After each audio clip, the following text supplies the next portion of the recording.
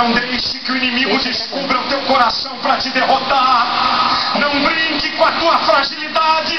Se tem alguma coisa te atraindo para te destruir, cai fora! Cai fora!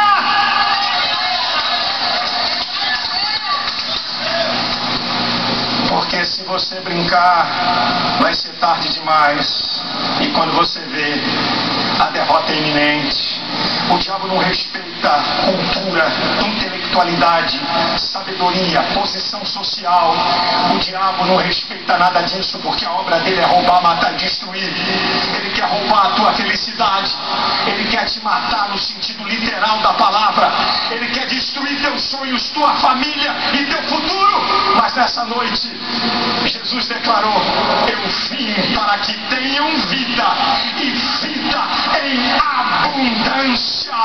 O Senhor quer mudar a tua sorte. Deus quer aplanar teus caminhos. Há uma vitória de Deus aqui para a tua vida, meu filho.